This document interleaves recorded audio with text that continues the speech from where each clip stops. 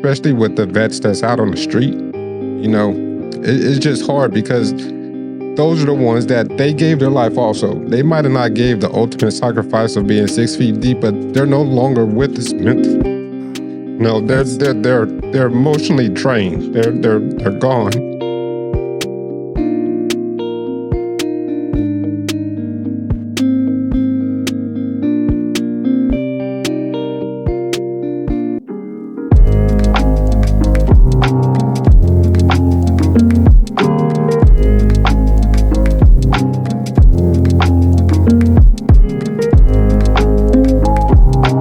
Hey guys, welcome to another episode of Heart of the Matter. We are your hosts, Marcus. I'm Scott. And this podcast takes a deep dive into the issues of the heart, where through humility, encouragement, accountability, responsibility, and testimony, it is our sincere desire to offer ways to be Christ-centered in all and every area of our lives. Today we have one of our brothers with us, Terrance. It's good to have you, brother. Thank you so much for coming on. We're in the Memorial Day holiday, and nothing better to have than somebody that served with us, man. We thank you for that. I appreciate you having me on. Today we're going to let Terrance tell us a little bit of his life story, tell us where he's been and kind of what journey he's been on in his life, and we'll just go from there, bud. As you know, time goes by. My first war was the 2001, the terrorist attack. We went to Iraq for 15 months. Sorry, a year. There I saw more things than I probably thought I could ever see in my life. What were you doing? What was your job? My job at the time was I was a 92 Sierra, which was really nothing, just setting up laundry and shower units in the field, moral support and things like that.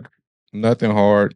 When I got in because I still had the young kid mentality. When I got into the military, the recruiter told me, he was like, "Man, there's gonna be so many women, this. I said, sign me up. I want to do that. Yes. I won't do nothing that's gonna be, too strenuous. I don't want to do none of that. No combat. I don't want to do none of that. Like nothing. I just want to go in, do a little something, and come on out. Right. So picked that MOS because it was easy. I had nothing to do. So after a while, we did that. Like I said, I went to Germany. Sorry. After Louisiana, I went to Germany. Germany is when I saw the planes fly into the World Trade Centers. So we was in Germany on lockdown for 90 days. We was doing a whole little thing. And then get back to Fort Drum was my first major deployment when I went to Fort Drum, New York, with the 10th Mountain Division. We went for a year, like I said, and there we saw just about everything you could see in a war. First off, we drove about 30 miles, which doesn't seem like a lot, but when you're driving through IEDs, bombs, people trying to rocket you, and that reminds you at this time, there were no hardened vehicles, what we call them. There was soft vehicles, meaning the doors on the Humvee were made out of cloth. Right.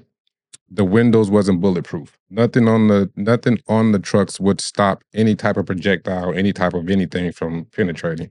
So we drove through 2 hotspots to get to Kuwait, just to get set up. This is before we even started. Yeah, this ain't combat. Y'all just trying to get y'all's we were base just trying set to up. get to where we needed to get to. This is not even combat yet. So on the way there, you got people hung, like literally hung from poles, hanging like you would see in the movie, hanging from their necks from poles. These were people that either tried to flee, just did something other than what they were supposed to do. And this is from the Taliban? This is from the Taliban. This is from whatever that was going on over there. And this was about, like I said, maybe 30 miles or so before you hit a base, an actual base. They were doing this right outside the base. So, we get to base and they give us our first assignment. Our first assignment, now I just told you, I was a laundry and shower guy. Didn't do nothing. Do you learn the basic skills? Yes, you know how to shoot, move, and communicate. You know how to shoot people. You know how to low crawl. You know how to do all the basic stuff to survive. Right. So let me go back to it. They gave us our first assignment. It's a gun truck mission. So if you don't know what a gun truck mission is you go out, you outfit your trucks with whatever type of weapon you have, whether it be a 50 caliber machine gun, a rocket launcher, whatever. And you escort these trucks to whatever next base or destination you got to get to. So we're looking at each other like, you know what you're doing? And we're like, no. So when you get thrown into combat, it's not, you don't necessarily do what you've been trained to do. You're back in garrison, back in the United States, or back in soft land, as we call it. You actually will go over there and do something totally different that you've never done. So now you got a whole bunch of people that's used to washing clothes and setting Kicking up it. showers, kicking it, listening to music, and doing this. Now you done put them in some full battle rattle, gave them a 50 cal and a Mark 19, which is a rocket, a grenade launcher, and you tell them you're going to escort these trucks to the next station, which is probably about 30, 40 miles away. So basically, the trucks are taking supplies to Right. the next stop, The and next stop. your job was to protect To that secure truck. that truck. To get there. So know nothing about this. So what happens is when you go and you take over from another unit, they teach you, what you're supposed to do. So when they're teaching us how to protect these trucks, now we think we the baddest thing on the street, right? Because they knocking people off the road, they moving people out the way, they got their guns pointed in people's windows. We were like, oh, so this is what it is. Oh, we with all this. We want to do all this. So my first run into, I call it a kiss of reality is we was going through the Sunni Triangle. If you guys don't know what that is, it was a heavy spot down in Iraq. Many Americans lost their lives going through their IEDs and rockets and stuff like that. We going through the Sunni Triangle. Mind you, it's probably about 2:00 in the morning. We've now got a briefing to keep our lights out because there's snipers out there taking out our gunners. So we're going through the Sunni Triangle at 2:00 in the morning, and our first truck stops for whatever reason. It decides to stop. And about 5 trucks behind us, we hear a rocket go off. Immediately to our right, we see about 4 or 5 people running. You can see them with flashlights running. So it's funny and scary at the same time. We see the people running, so our platoon sergeant was like, fired at 2:00. So we rotate our gun. Now, mind you, we've never been on this type of mission before, but we do know how to work the weapons. We do not. So we rotate, and I'm the first gun truck. First gun truck. I'm like, I'm about to die, Joy. I got the praying. When you get in situations like that, everything started coming back to you. I started sweating and got nervous, and I was like, he was like, at the time I was at E5, he was like, Sergeant Porter, you need to fire in this direction right now. So let that 50 cal rock. Boom, boom, boom, boom, boom, boom, boom. You got night vision goggles on so you can see what's going on. That was the first time I ever saw a human body split in two from getting hit with a 50 cal bullet. That you were shooting. That I was shooting. So you have what they call tracers. Yeah. You can see where your bullets are going. So you have what we call a triangulating fire, or what we thought we was getting hit from. So we all was going there. So I ran out of ammo. The ammo can is 100 rounds. So I blew through 100 rounds in like 10 seconds. I looked, this is the funny part. So I looked down and I asked my platoon sergeant, who was sitting on the right side, which is, assistant gunner, hey, I need another can of ammo. He's sitting down. I promise you, he's sitting down. So our windows are like this, but they have a metal plate that's like this, so you can't get shot. He's sitting down like this with his rifle out the window shooting. And I was like, what are you shooting at? And he was like, right then and there, you know that you're in something. Now, this is a 15-year veteran. I've only been in for 4 years. He's stuck like Chuck. He's telling the driver to move. The truck won't move. The truck won't move. Come to find out, the truck will, after everything happened, they tell us ceasefire, blah, blah, blah, blah. We call it in. We get the helicopters out. They search the area. They figure out everything is good. After everything is over with, our truck won't move. Come to find out, one of the shells from the 50 cal ammo turned the truck off. So we thought the truck was dead. We thought we was about to get attacked again. So needless to say, that was my first brush with reality and what I was really dealing with. That come to sense with that.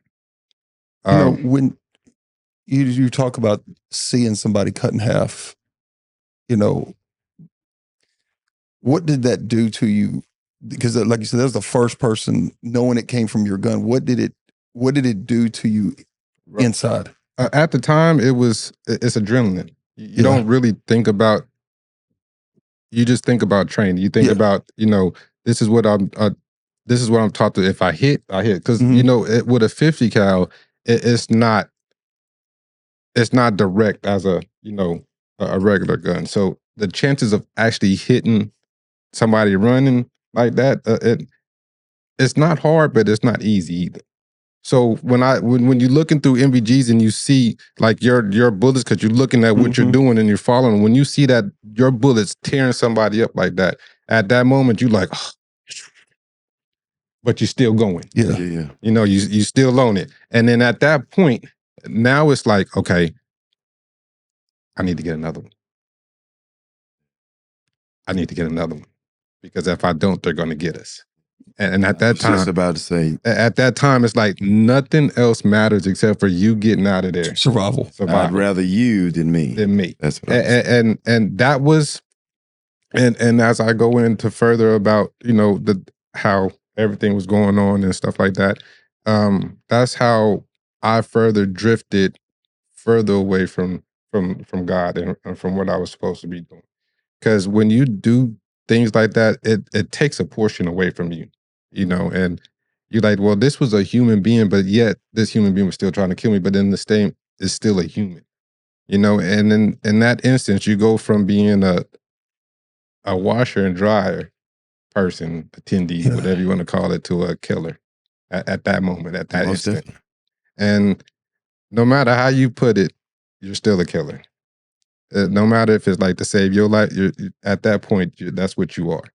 So, that was the first brush with reality. When do you process that part? Because you said initially it's just adrenaline. So I'd just rather not be hit, so I'm gonna hit whatever I need to hit so that I'm not hit. So after that, there's really no processing station for that. That's what I was supposed to do. And you go on about whatever you were supposed to do. You may talk about it. You may be like, hey, man, at the end, hey, the drilling take over. You tell them what you do. Because at the end, you have to give a statement about what happened and things of this nature. You got to go talk to generals and stuff like that and let them know. So there's no real feeling after that. It's like it was a bad guy. He's out here. He's better done you for than it. me. Exactly. And that's the feeling you hold on to. There's nothing else after that. So this is where my emotional I don't know how to put it, demeanor. This is where my emotional demeanor fell to absolute zero. Like I had zero emotion for anybody or anything. We were sent out on a mission one day, just to deliver some supplies, and there was these kids in the road, and we was always told, don't drive on the left, don't drive on the right, you drive in the center. You don't deviate because that's where they plant the IEDs, the bombs, and whatnot. So kids were outside playing, and we're about 100 feet down the road, and you can see 7 big trucks coming. And like I said, I was always the front gun truck for whatever reason. So I was always the front gunner. So we was going down the street one day, and there was about 7 or 8 kids on the road, and all except for one got out of the way. All except for one. There's one child refused. He was about, I'm gonna say about 8 or 9 years old. He refused to leave. refused. So we ran him over. After we ran him over, there was a big, we stopped, we did our little cordon off and things of that nature, and we made sure the area was clear. Come to find out, the little boy was strapped with a bomb.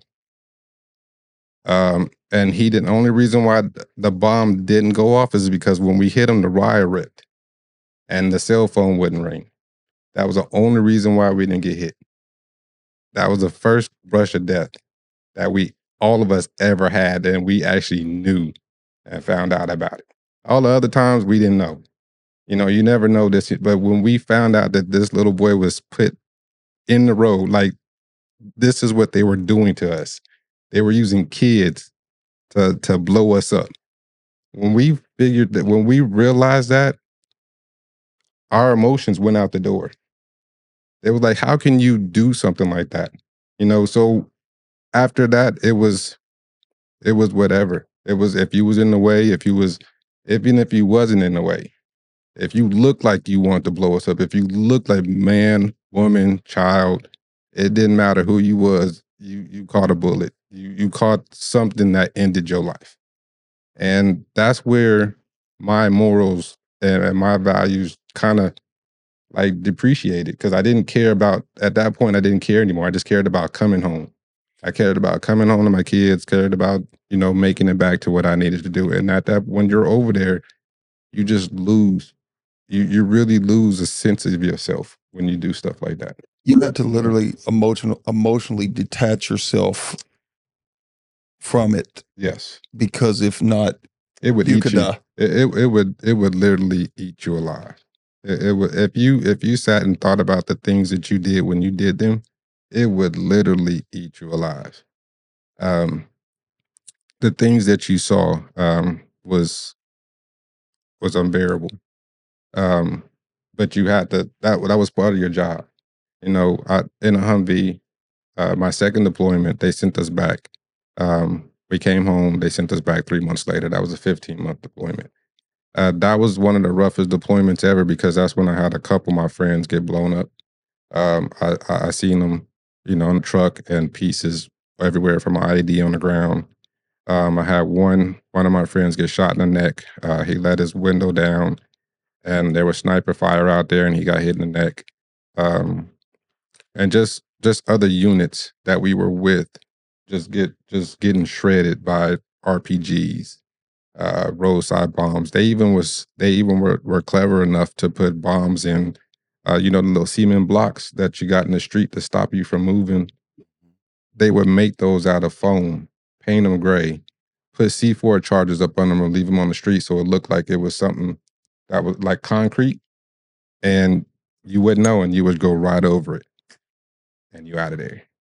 So they was using dead dogs. They were putting bombs in dead dogs. It was just, everything was so psychological over there. It was hard for you to, like, keep some of your humanity when you was over there.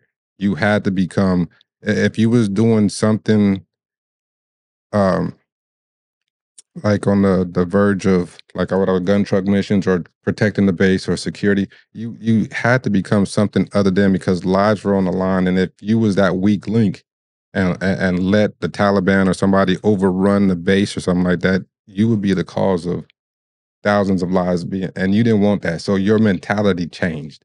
When you got put on that gate guard, when you got put in that truck, when you got put in behind a machine gun, when you got a rocket launcher, any tool of destruction you got put in your hand, you made sure that if that time came, You were ready. you was ready for that, all of that.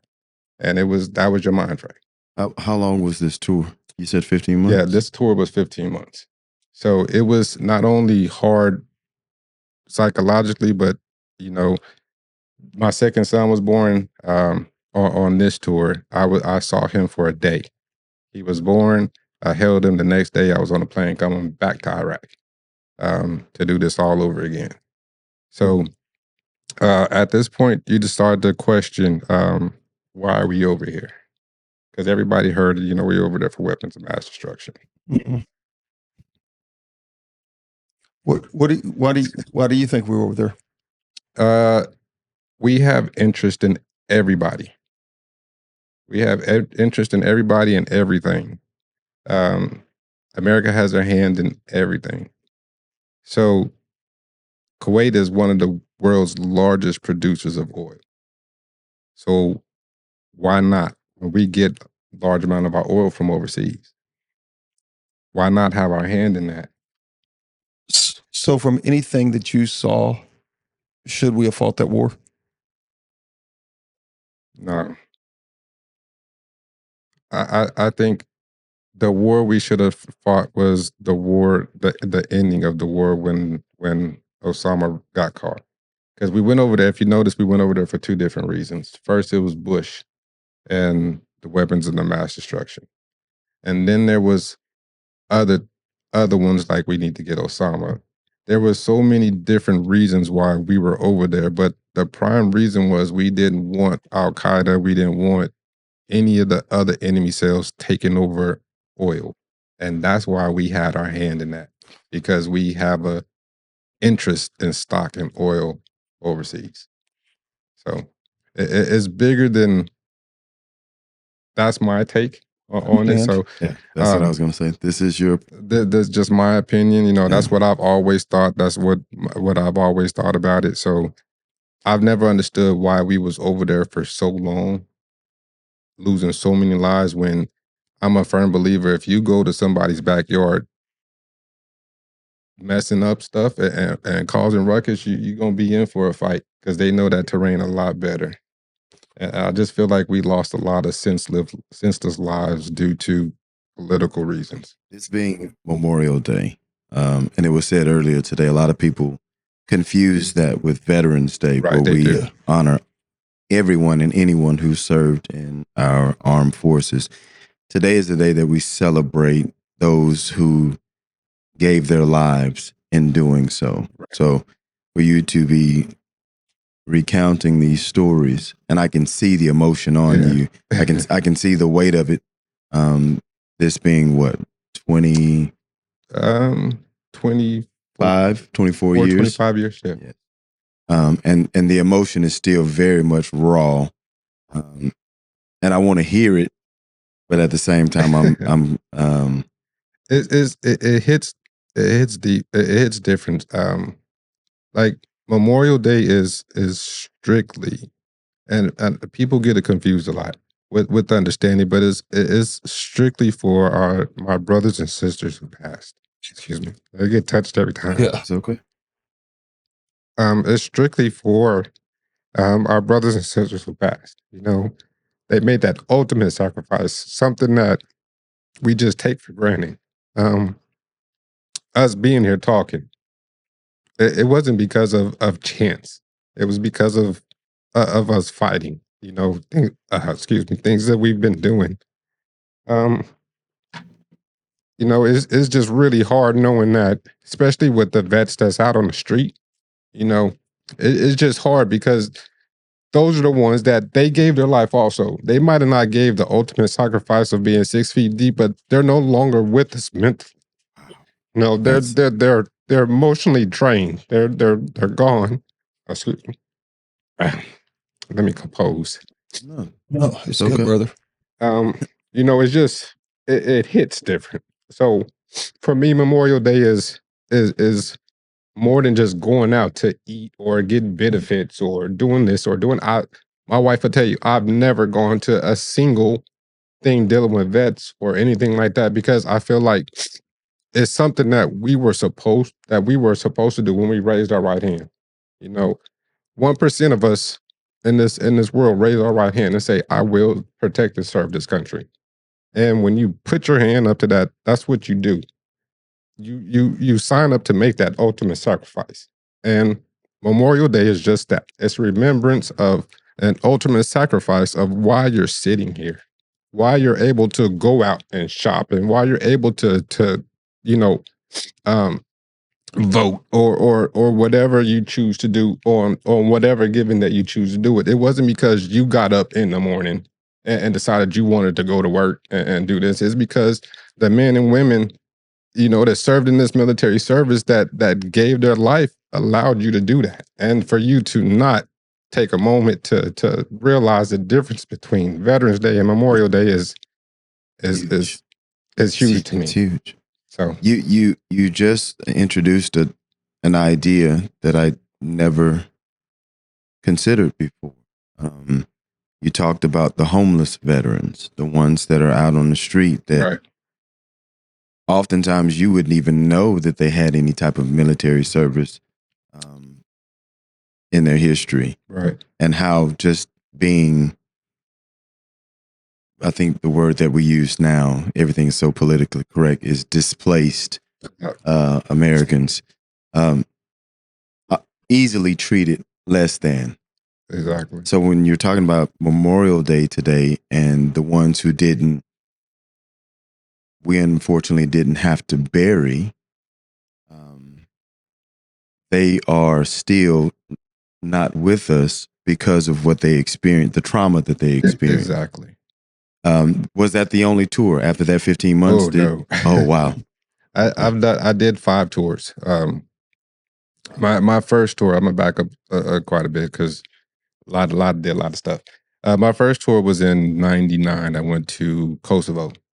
Um, that was our first liberation over there overseas.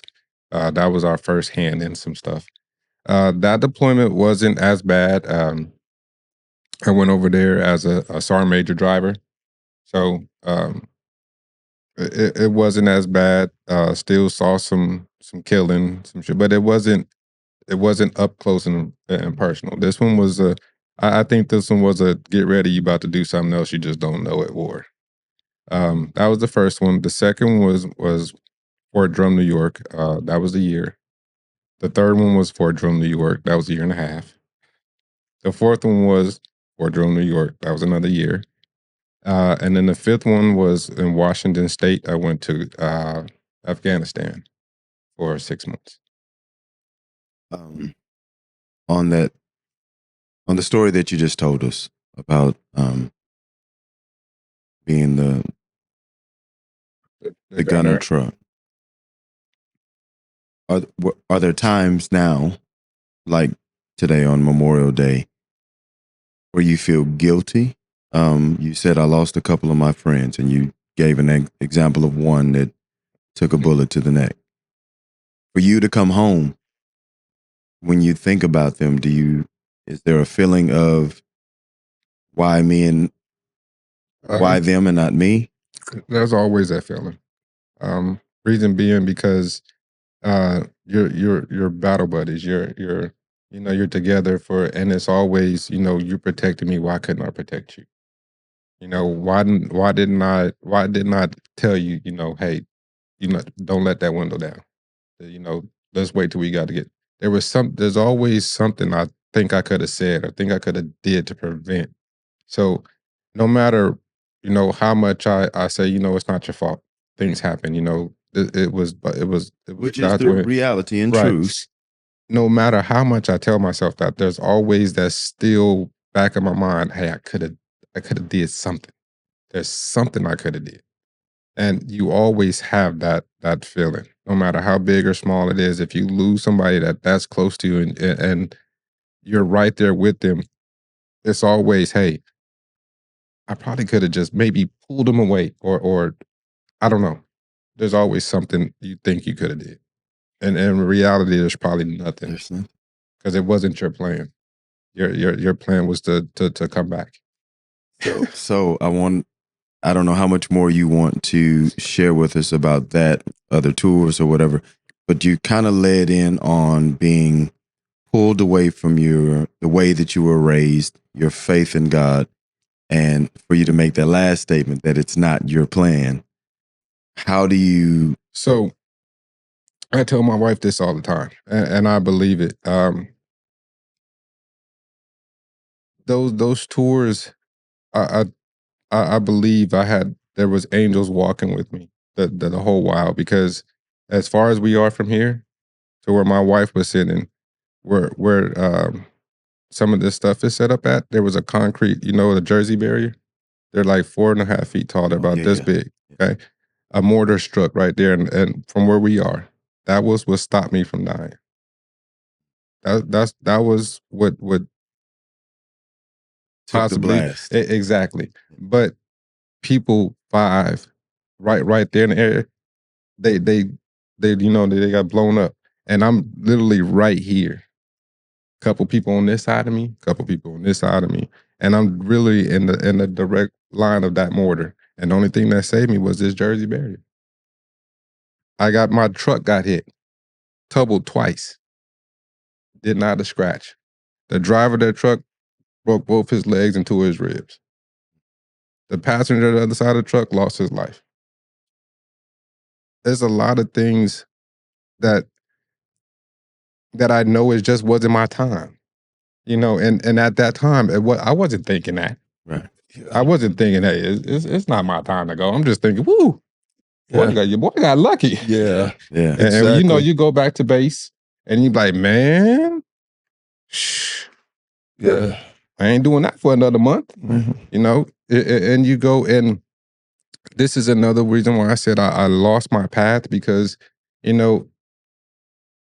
when you go out and you do things like that, you usually seek, a word. You usually pray over the convoy, pray over the soldiers, pray over, whatever you're gonna do.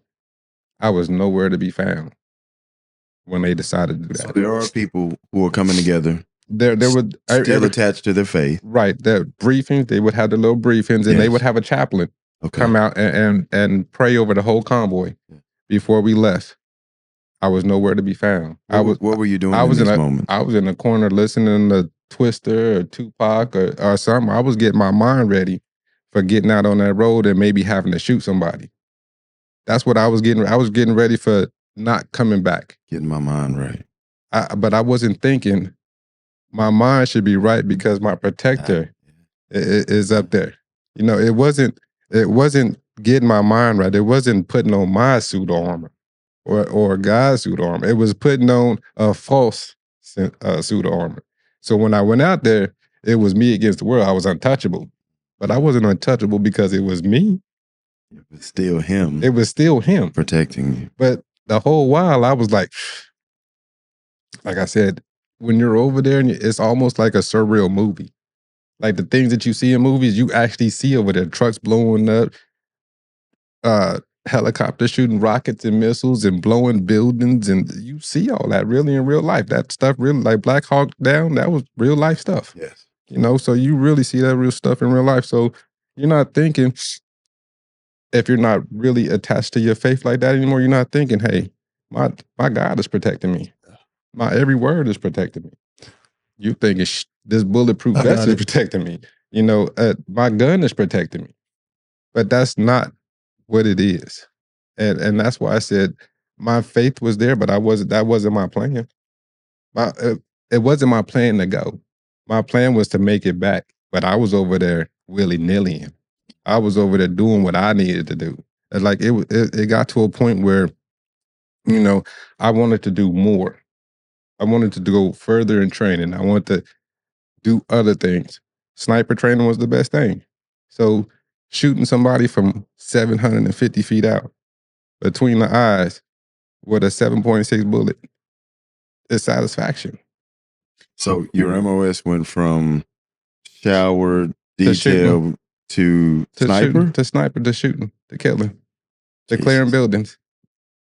So what is the what transition? is the time frame? Yeah, how does let's walk us through that transition from. So there's a transition you go through. You got to go through training and all this other stuff. You get embedded with your buddies, your sniper class or whatever. You have 3 of you guys, and you go out, and it was almost like a game. To be honest, it was almost like a game. You would go out and you would sit, and you would get your target, and they would tell you, and almost like satisfaction because you knew they wasn't coming back to get you. And that's where I said my whole demeanor went from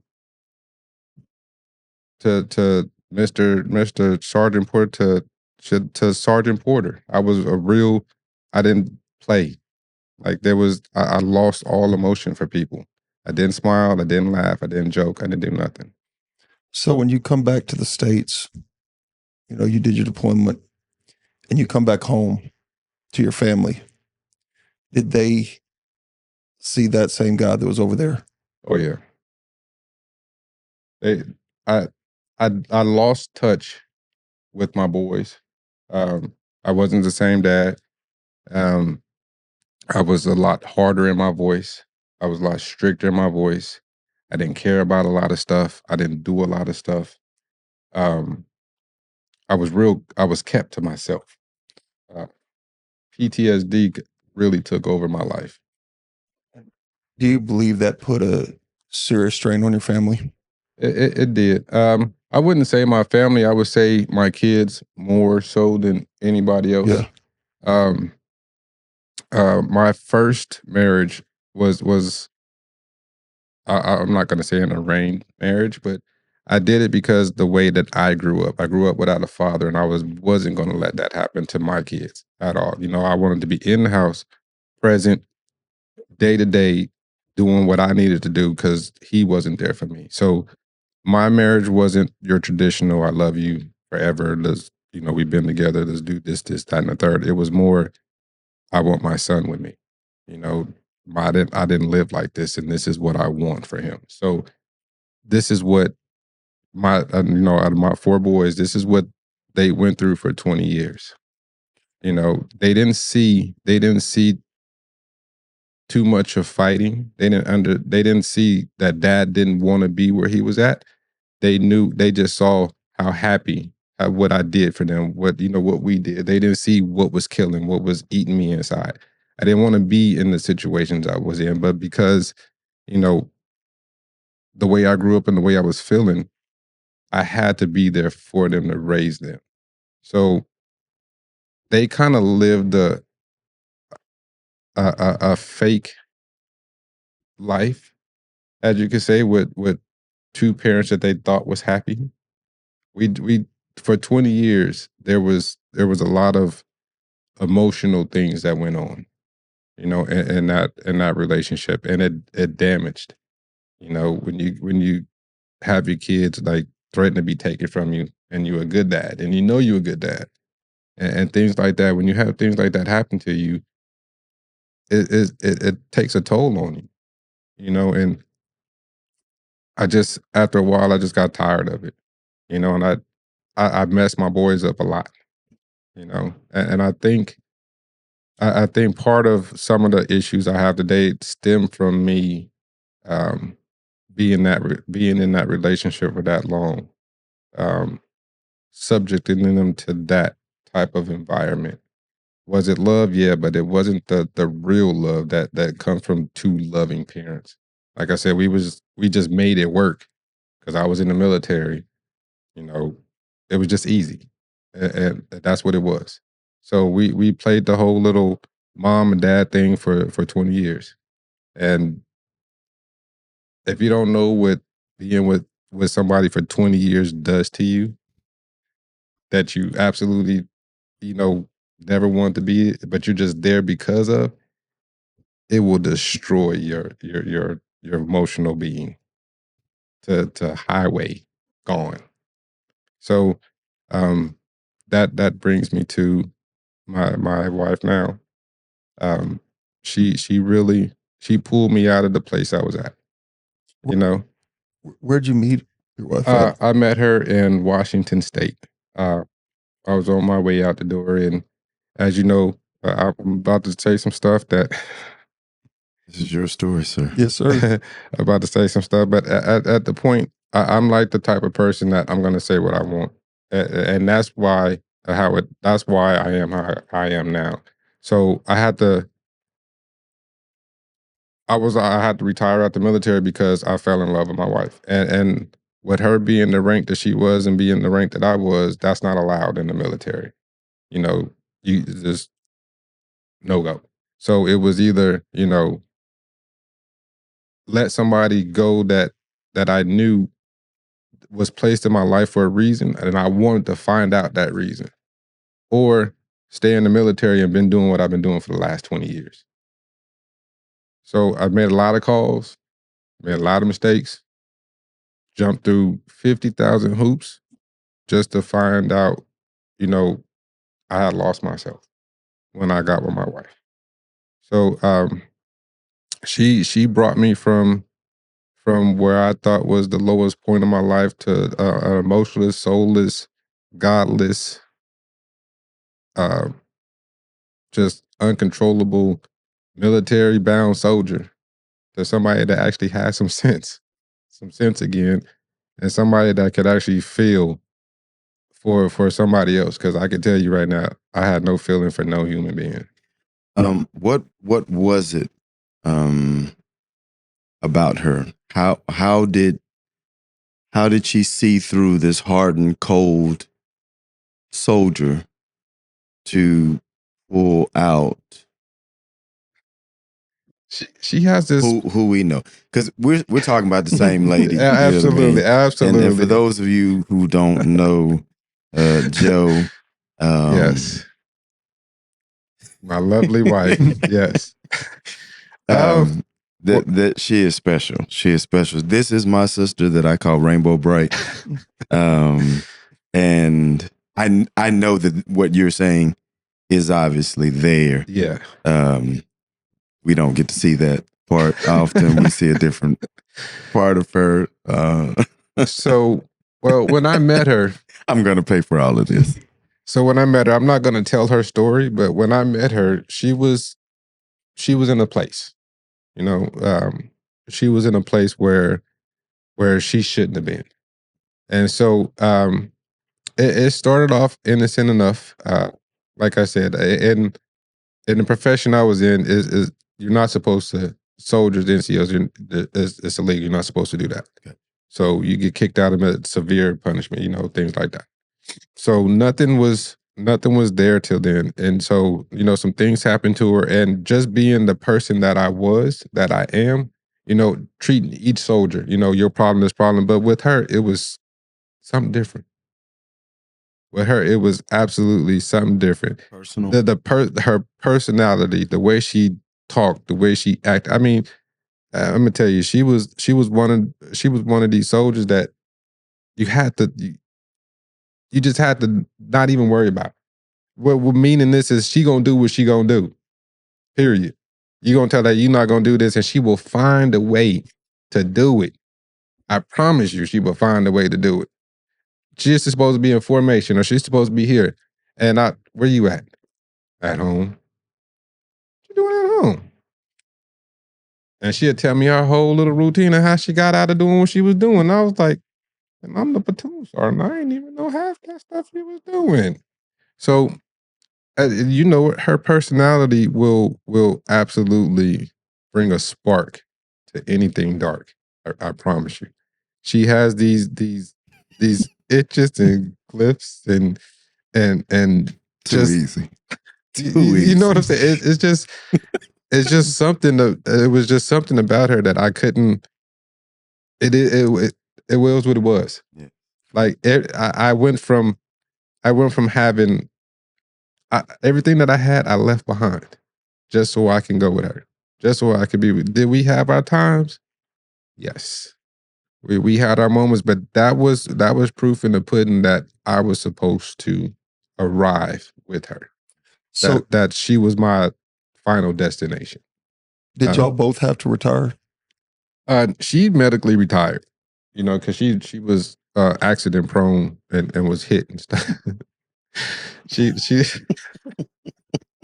she got hit about 3 or 4 times, so she got medically retired. She medically retired out of the military. But me, I was at 19 years when all this happened. Mhm. So I was like, I had to write a letter and things of that nature. And I was like, I put in 19 years. I've never had a blemish on my record. I got a Bronze Star. I got all these awards, blah, blah, blah, blah, blah. AIT platoon sergeant, I've trained, blah, blah. I had to run down my whole list of what I've done as if they didn't know of why I should finish out my little year and some change to retire. So After that, yeah. So mine wasn't a forced retirement, but then again, it was because I wasn't my career after that. After I decided to, settle down and be with it, my career was pretty much done. Um, there was no coming back from that. So I was like, it is what it is. So I asked to retire due to my record and all this other good stuff that I had never been in any trouble, all this other stuff, and I retired as a sergeant first class. Um, Out of the military in 2016. And So y'all get out. Both y'all are out. Mhm. Y'all get married. What's life like for two people that have been in the military and have seen what y'all saw? How'd y'all reconcile that? It was more. Um, I did most of the dirty work or big stuff. When she was in, we wasn't in war like that no more. It had slowed down tremendously. We wasn't really deploying nowhere as far as that. So um, we just knew. She knew where my mind was. I knew where her mind was. She knew where I was coming from. I knew where she was coming from. It was just an easier transition to make with her. Um, when we got out the military. Because I could imagine there was a lot of emotional and stuff that you had to work through. Oh yeah, What he said, post-traumatic stress. Yeah. So she'd tell you she used to put up with that all the time. Like she had to really get used to my PTSD because mine was a little bit it was more intense, more deep because I had more things that I've done, more things that I've seen that she went through the whole, you know, I don't have my weapon with me. She went through the whole I might hit her in my sleep, I might push her, I might kick her or something like that. I used to jump up. A while ago, I used to jump up with night terrors, like really bad. I used to jump up um, in deep sweats, deep sweats. Just about the stuff that I've done and just haunting things. So she had to go through that period with me, and I know that was kind of terrifying. She would have bruises and stuff. She was like, "Babe, look." And I'm like, "How'd you get that?" She was like, "You did this last night," and I was like, "I don't remember none of that." So it was a lot of stuff that she had to go through. We had a lot of learning curves with me getting out of the military, with me being in as long as I was. There was a lot of itches and niches that I had that we just had to work through. It was certain things that she did that I absolutely hated, and there was things that I did that she absolutely hated, but I didn't care. That just sounds like a regular relationship. It was, and then That just sounds like being married. and then it just with her she has this light about her that when it's present, it's there, and there's no denying it. There's no hiding it. You can't miss it. It's right there in front of your face, and that's what was in my face all the time. There was never no darkness. There was never no cloud, no shadows, no nothing. So that's what drew me to her. That's when I knew, no matter what it is, this is where I need to be at. This is where my calming is going to be at. And ever since then, she's been my calming source. She's helped my PTSD tremendously. She's been um, she's been with me through all my health issues, and I've had some really really bad health issues, and things of that nature. And a lot of those health issues stem from overseas. Yeah. Well, I used to weigh about, believe it or not, almost 200 pounds. I was about 198. And I contracted this bacteria called H. pylori. What it is it's a bacteria that eats Lining of your lining of your intestine. And nobody knew what it was. And I guess I contracted it over in Afghanistan. Afghanistan's when they eat barehanded. They don't eat no utensils, no nothing. So, out there with the culture, they brought. So that's what I did, and I ended up, I guess, contracting this over there. So the bacteria is so efficient at what it does, it's almost like an advanced weight loss system. So I went from weighing 198 to 173 in 3 days. That was the first. That was the first bout I had with the H. pylori, and mind you, nobody knew what was going on with me. There's been about 15 different um, diagnostics for what was been going on with me. So the second time I went, now all this is in Vegas. You know, my wife, she wasn't my wife at the time, but she was in Texas. So I'm in Vegas, and I'm in and out of the hospital every 5 months. It seemed like every other month. I think every other month I was in and out of the hospital, and every month I would go in, I would lose 15 to 20 pounds, and they can never find out why. Um, so I come to Texas. I come here. You know, I live with my wife. We get married and things like that. And I'm thinking everything is good.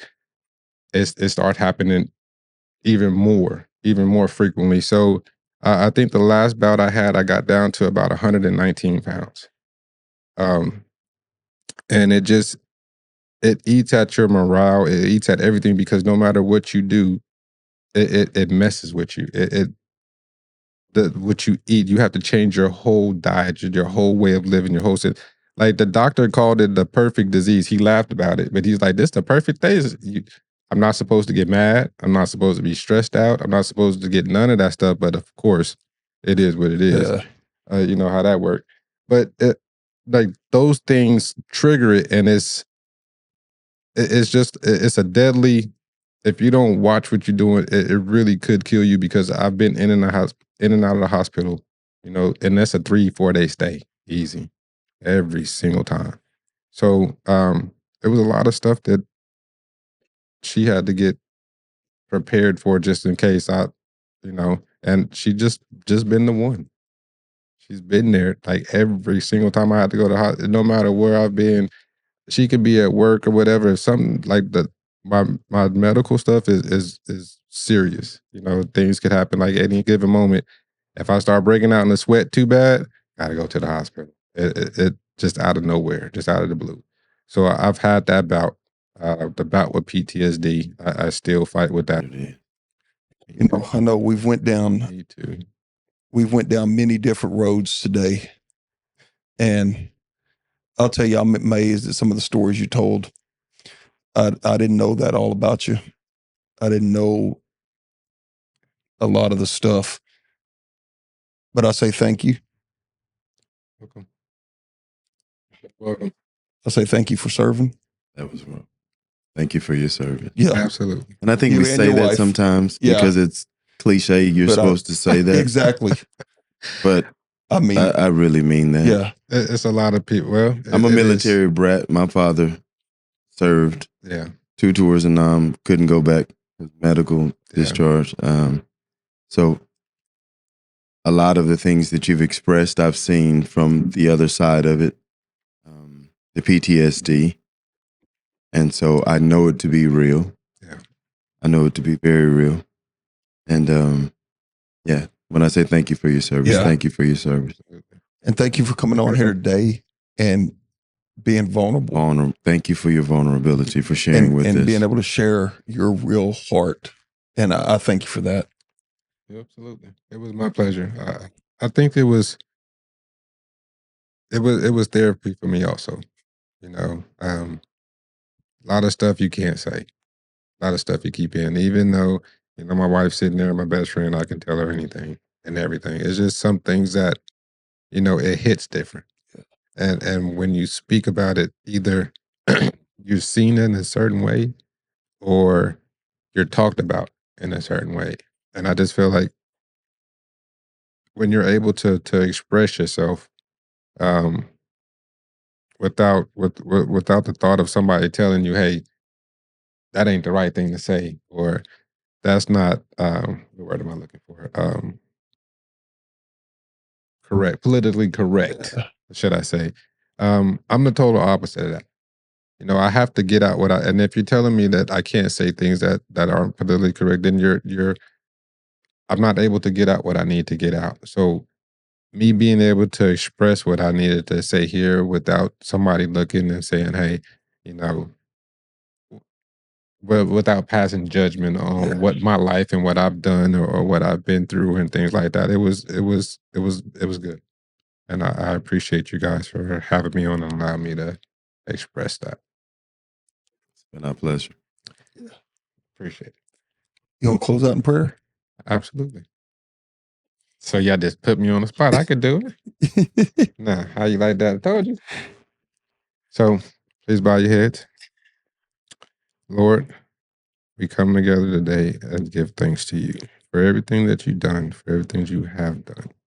You've promised us the world and you have given us just that. You've always led us the right way. You've never led us astray. I just ask for strength. I ask for patience. I ask for peace in my heart. I ask for the anonymity for my son to just have the strength to just keep moving, to keep pushing. I ask you to give him all the tools necessary to lead him in the right direction. I just ask you to just grab his hand and just hold him. Just grab him close. Let him know he's loved. Let him know he has a purpose.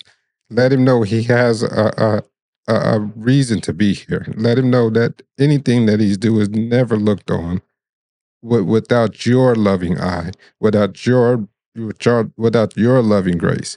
And just for that, I just want to thank you for everything that you've promised, that you've given, that you continue to give. And for that, I thank you for my brother sitting here with me today. I thank you for my wife, my mother, and just for everything. There's so much I can thank you for. There's so much that you do. And I just want you to know that every day I lift you up. We lift you up. We magnify you. Every essence, your glory is where we need to stand. And for that, I'd like to say in his name, in Jesus' name, I pray. Amen. Hey guys, thanks for checking out another episode of Heart of the Matter. I'm your host, Scott. And Marcus. We'll see you next time. See you next time. Peace.